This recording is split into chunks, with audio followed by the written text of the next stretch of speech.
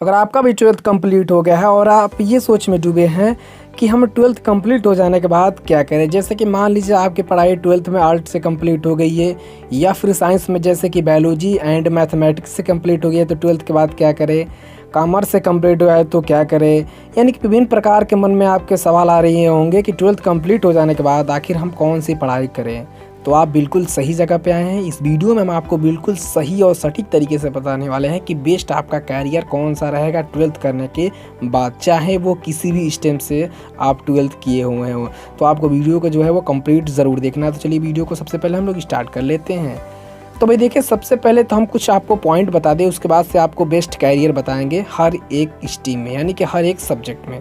जैसे number point 1 ये है कि आप जो है वो आप ये सोच के चलिए कि जिस कोर्स को हम करने वाले हैं 12th के बाद उसका स्कोप आगे है या फिर नहीं है। यानी कि मान लीजिए अगर आप इंजीनियरिंग या फिर आईटी में अपनी रुचि रख रहे हैं तो वहाँ पर सबसे पहले तो आप ये पता कर लीजिए कि जो है वो हम इसमें रुचि रख रहे हैं तो हमारे पास इस तरीके की पढ़ाई करने के लिए नॉलेज है या फिर नहीं है। तो सबसे पहले तो पॉइंट नंबर ये आपको ध्यान में ज़रूर रखना होगा। और पॉइंट नंबर 2, आप देखा देखी कोई भी कोर्स ना करें। आपसे रिक्वेस्ट यही है कि बहुत से ऐसे होते हैं स्टूडेंट्स जो अपने दोस्त के हिसाब से कर लेते हैं, जैसे कि देखते हैं कि वो दोस्त इंजीनियरिंग कर रहा है तो चलो हम भी इंजीनियरिंग कर रहे हैं। लेकिन आपको ये सब नहीं करना है। जैसे कि मान लीजिए वो मेडिकल लाइन में चला गया तो मेडिकल लाइन में हम भी चले जाएं, ऐसा आपको बिल्कुल ही नहीं करना है। सबसे पहले तो आपको ये ध्यान में रखना है कि आप जो पढ़ाई करने वाले हैं, यानी कि जो पढ़ाई करने वाले हैं 12th के बाद, उसमें आपका कैरियर अच्छा रहेगा या फिर नहीं रहेगा, यानी कि आपके पास नॉलेज रहेगा या फिर नहीं रहेगा।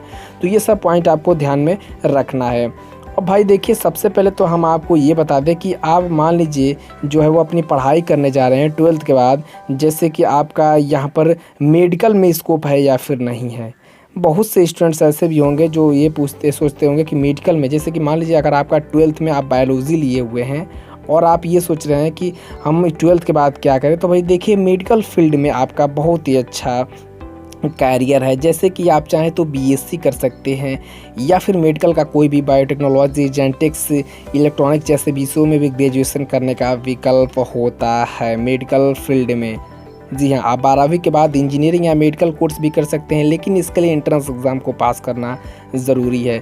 अब देख लीजिए, मान लीजिए अगर आपका मैथमेटिक्स है तो आप जो है वो इंजीनियरिंग लाइन में भी जा सकते हैं। बायोलॉजी कैंडिडेट मेडिकल क्षेत्र में जाते हैं और जो मैथमेटिक्स कैंडिडेट रहते हैं वो इंजीनियरिंग क्षेत्र में जाते हैं। वहाँ पर बहुत ही अच्छा कैरियर होता है। अगर आप मेडिकल में जा रहे हैं तो मेडिकल के लिए आपका जो है वो आप बी फार्मा कर सकते हैं, टी फार्मा कर सकते हैं, बड़ी बड़ी कोर्सेज आती हैं वो आप चाहें तो कर सकते हैं। अगर आप इंजीनियरिंग लाइन में जा रहे हैं तो इंजीनियरिंग क्षेत्र में जो है वो आपका यहाँ पर आप पॉलीटेक्निक कर सकते हैं, आईटीआई। अगर आप और अधिक पढ़ाई ग्रेजुएशन करना चाहते हैं तो आपके लिए वो बीटेक आ जाता है, एमटेक आ जाता है, आईआईटी आ जाता है। यानी कि आपका यहाँ पर भी स्कोप है, बशर्ते कि आप किस में अपनी रुचि रख रहे हैं।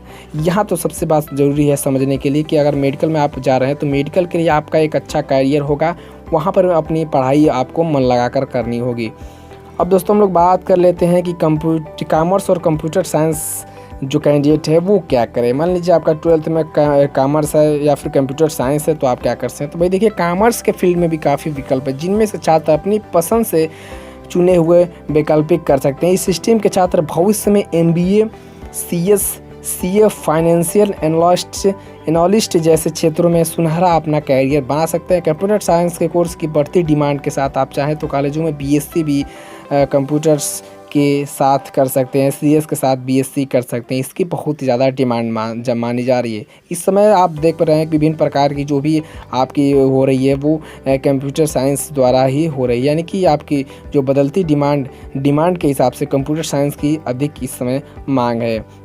उसके बाद से भाई देखिए, आर्ट का भी यहाँ पे बोलबाला बहुत ज़्यादा है, क्योंकि भले ही कई छात्र और पेरेंट्स आर्ट्स को अन्य स्ट्रीम्स के मुकाबले कम अंतर आले देते हैं, लेकिन सच तो यह है कि आर्ट्स के क्षेत्र में भी असीम संभावना है। आर्ट्स स्ट्रीम के छात्र 12वीं करने के बाद सिविल सर्विसेज की तैयारी कर सकते हैं। पहले लोग मानते थे कि आर्ट क्षेत्र में ज़्यादा डिमांड नहीं, लेकिन आज इसमें कैरियर के लिए ढेरी ऑप्शन उपलब्ध हैं। आर्ट्स में भी कई विषय जिनकी पढ़ाई करके आप सरकारी और निजी क्षेत्रों में अच्छा काम हासिल कर सकते हैं। आप इकोनॉमिक्स, साइकोलॉजी, हिस्ट्री, फिलॉसफी आदि में ग्रेजुएट कर सकते हैं। आर्ट्स से ग्रेजुएशन करने के बाद आप सिविल सर्विसेज में जा सकते हैं। इसके अलावा MBA, journalism, market analysis, teaching, anthropology, human resources MSW आदि में भी आप इसके जो है वैकल्पिक को बहुत ही आसानी से चूज़ कर सकते हैं। अब दोस्तों रही बात कि यहाँ पर अगर मान लीजिए अब आप आर्ट्स से पढ़ाई कर रहे हैं तो बहुत से स्टूडेंट्स ये सोचते हैं कि हम IAS बन सकते हैं या फिर नहीं। बिल्कुल आप जो है वो IAS बन सकते हैं। इसके लिए आपका जो है ग्रेजुएशन होना कंप्लीट है। जैसे कि आप चाहें तो BA भी कर सकते हैं। BA करने के बाद जो बैचलर ऑफ आर्ट होता है वो उसमें आप सिविल सर्विसेज जैसे UPSC का एग्ज़ाम आप बहुत ही आसानी से तैयारी कर सकते हैं और IAS PCS जो भी वगैरह होते हैं वो आप चाहें तो बन सकते हैं।